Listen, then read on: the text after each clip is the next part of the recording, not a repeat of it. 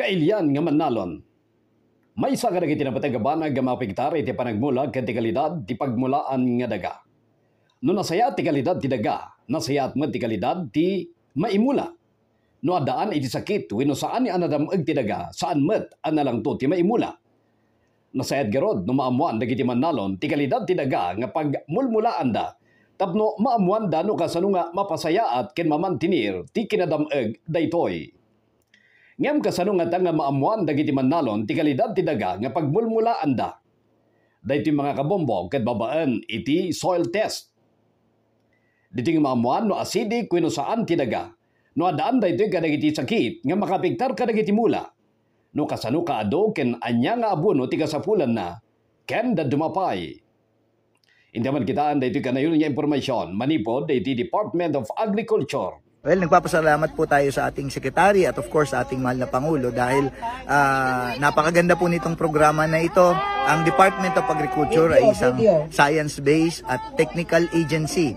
Ito po ay napakagandang hakbang para ipakita natin sa ating mga farmers na yung status quo ay hindi lang po yun. Marami pa pong improvement na pwede tayong magawa. Science ang kailangan po natin para higit na mapaunlad natin ang agrikultura kasama po yung pamumuhay ng ating mga magsasaka. Dito mga kabombo, get manipod iti Department of Agriculture ngam tirigat na mga kabombo. Narigat ti access dagiti manalon iti lab test.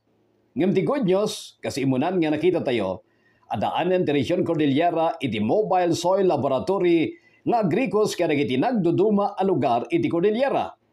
May sa ti Cordillera kadagiti 10 nga region nga nakaawat iti Mobile Soil Laboratory iti entero nga pagilian.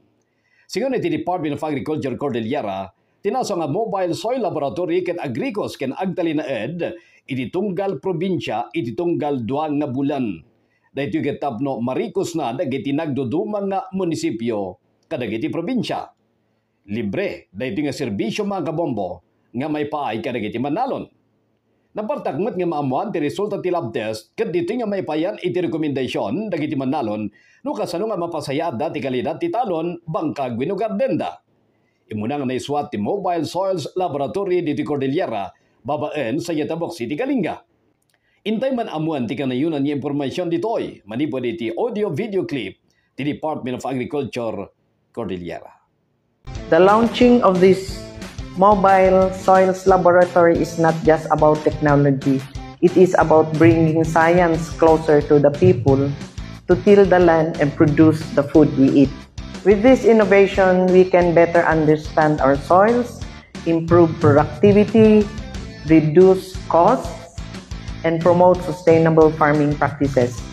It is a tool that bridges the gap between knowledge and action, ensuring that our farmers receive the right guidance at the right time, wherever they may be. May this initiative inspire us to continue working together, government, institutions, and communities, for a future where agriculture is not only productive but also resilient and sustainable. No kitaan tayo jay value chain ti rice, may isa kadagay jay segments ti value chain ang usually ma-ignore or han nga mapanpansin, especially dagiti farmers tayo ko ti portion or segment nga soil analysis.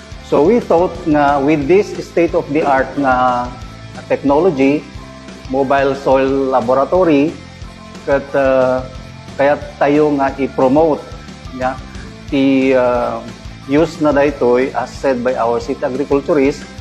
That is the reason why nag-invite kami nga ada kayo tapno katulungan mi nga mang-disseminate iti information nga adagayam kastuyan nga services TDA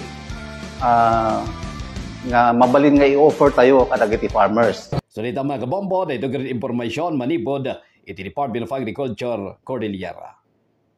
Para iti agriculture segment, Good Morning Philippines, ibagami ni Bombo Alfred Punsog, and this is Bombo Radio Philippines, the #1 and most trusted source of news and information.